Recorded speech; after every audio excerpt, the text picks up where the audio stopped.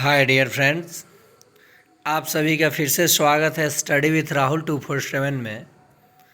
आइए एनआईओएस को लेकर के एक न्यूज़ अपडेट मैं आपको दे दूं। साथ ही साथ मैं वैसे सारे लोगों से प्रार्थना करूंगा, यानी रिक्वेस्ट करूंगा कि अगर जो भी एनआईओएस के बारे में निगेटिव सोचते हैं वो इस चैनल से दूर रहें और ना ही कोई कमेंट करें। मुझे आप लोगों की ज़रूरत नहीं है।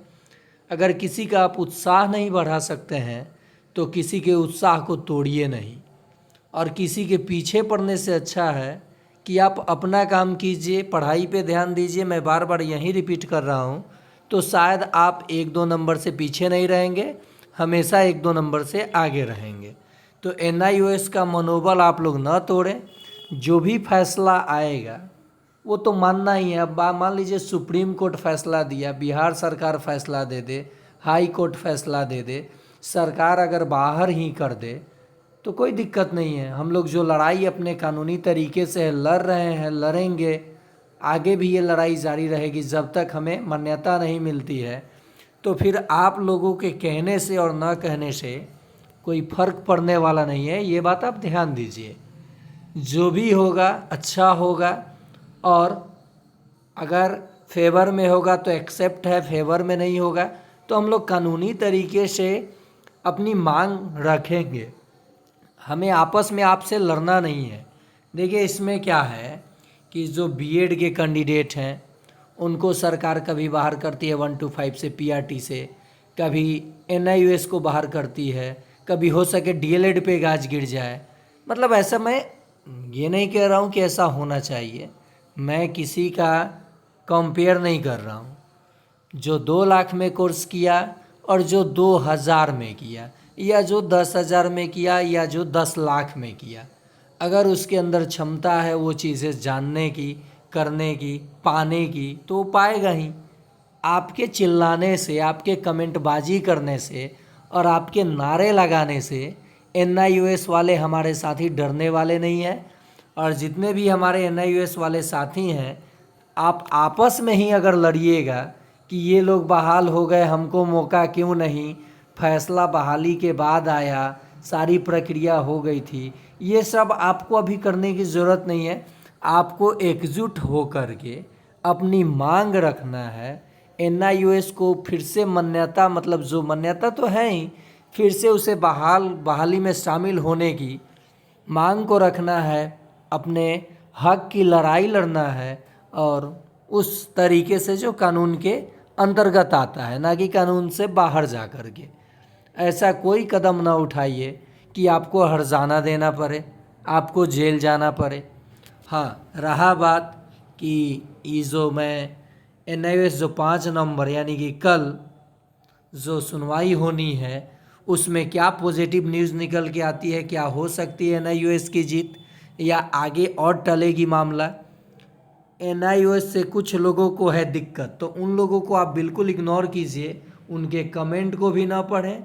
और वैसे लोग हैं जो वीडियो बना रहे हैं, एनआईओएस को डरा रहे हैं, जो या तो कोई एनआईओएस के से उनको बहुत ज़्यादा दिक्कत है, उनका खून जल रहा है, जिसे हम लोग बोलते हैं जलन।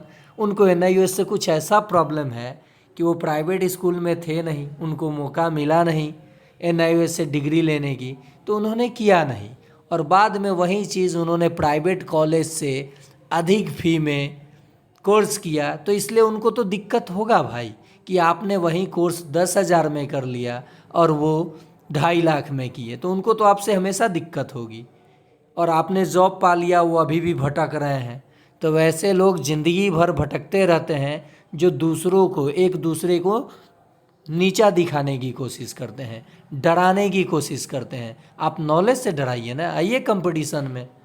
ये क्यों कह रहे हैं कि वो बाहर हो जाए हम अंदर हो जाए? आपके कहने से ना कोई बाहर होगा, आपके कहने से ना कोई अंदर होगा। आप केस करेंगे, हम लोग भी केस लड़ेंगे, जो फैसला आएगा, हक की लड़ाई हमेशा जारी रहेगी। जब तक पॉजिटिव फैसला नहीं आएगा तब तक हम लोग कानूनी तरीके से लड़ेंगे ही। और रहा बात कि जितने भी हमारे एनआईओएस वाले साथी हैं वो बिल्कुल ना डरें, आप लोग बिल्कुल नहीं डरें। जैसे कानूनी तरीके से आप अपना लड़ाई लड़ें। और मैं चर्चा कर दूं कि जो बहाल हो चुके हैं NIOS वाले, उनके पीछे जो बहाल नहीं हुए NIOS वाले, वो भी बहाली में शामिल हों, उन्हें भी मौका मिले, मौका दिया जाए, वो भी एग्ज़ाम दे, वो भी शिक्षक बने। हम भी यही चाहते हैं, हम लोग सब लोग यही चाहते हैं। लेकिन आप लोगों में से कुछ लोग ये कहते हैं कि जो बहाल हो गए उन्हें भी बाहर कीजिए जब हमें मौका नहीं मिल रहा है। तो ये थोड़ा सा अच्छा नहीं लगता है आपके मुंह से, क्योंकि ये आप आखिर चाहते क्यों हैं बताइए? आखिर उससे आपको मिलेगा क्या? आप उनका साथ लीजिए, उनसे बात कीजिए, एक साथ लड़िए, ताकि बहाली में आप शामिल हो। और हाँ, ये औरंगाबाद का जो वायरल न्यूज़ है, स्पष्टीकरण मांगा गया है कैंडिडेट लोगों से, बहुत सारे NIOS वाले कैंडिडेट से। तो उसमें जो डॉक्यूमेंट मांगा गया है, तो निजी विद्यालय में तो डॉक्यूमेंट होता था, 2 डॉक्यूमेंट मिला हुआ था और 2 डॉक्यूमेंट नहीं मिला हुआ था। एक तो पे स्लिप, तो पे का इन हैंड कैश मिलता है, अभी भी देख लीजिएगा। बहुत सारे एफिलिएशन जिसका है वो इन हैंड ही आपको पेमेंट करते हैं। और साथ ही साथ देहात की मैं बात कर रहा हूँ, टाउन में अकाउंट पेमेंट होता है। तो वो अगर आपके पास नहीं भी है और आपने वहाँ ज्वाइनिंग जब किया है, उस समय से आपका अटेंडेंस बना है रजिस्टर में, तो आपको डरने की बिल्कुल ज़रूरत नहीं है। आप दिखाएंगे वो चीज़ कि हमने किया है, वहाँ से बनेगा। अब रहा बात कि बहुत सारे हमारे NIOS साथी का कहना है कि सर, कोरोना से पहले मेरे विद्यालय का यूडाइस वैलिड था, अब वो विद्यालय बंद हो चुका है, इनवैलिड हो चुका है, अब वो वहाँ संस्था नहीं चल रहा है, तो क्या मेरे साथ ये प्रॉब्लम बाद में भी आ सकती है? तो देखिए, जब आप ट्रेनिंग लिए, जब आप NIOS में एडमिशन लिए और उसके बाद DLED किए, तो उस समय तो मान्यता थी आपके विद्यालय की, तो उस समय यूडाइस कोड ऑनलाइन डाल के चेक किया जाएगा कि हाँ, आपकी विद्यालय संस्था की बिहार गवर्नमेंट से या सेंट्रल से मान्यता थी, तो वो वैलिड होना चाहिए। उसके लिए अभी आपको डरना नहीं है। अभी तो आपको सिर्फ ये देखना है कि फैसला क्या आता है। NIOS की जीत होती है, ये मामला और टल रहा है, मामला को और आगे खींचा जाएगा। जहाँ तक मुझे उम्मीद है कि ये मामला अभी आगे जाएगा। कल 5 नवंबर को ये फैसला अभी आने वाला नहीं है, ठीक है। तो ये रहा बात कि 18 महीना कह कर के जो आप लोग NIOS को डराते हैं, तो डराने का काम बंद कर दीजिए। और हाँ, NIOS वाले हमारे जितने साथी हैं अभी तक इस चैनल को सब्सक्राइब नहीं किए हैं, तो सब्सक्राइब कर लें और हमेशा अपने चेहरे पे स्माइल रखें, गहरी सांस लें। जो भी होगा फैसला मान्य होगा। हम लोगों को इसी डिप्रेशन में, इसी डर में नहीं जीना है। देखिए, लाइफ में बहुत कुछ करना है, एक नहीं तो दूसरा सही, ठीक है। उम्मीद होती है, हर चीज़ का दुख होता है। दुख का मतलब ये नहीं है कि हम डरे डरे अपने लाइफ से खेल जाएं, आगे की रास्ता हम ना सोचें, कोई रास्ता ना बनाएं। एक रास्ते अगर बंद होती है ना, तो बहुत सारे रास्ते खुल जाती हैं।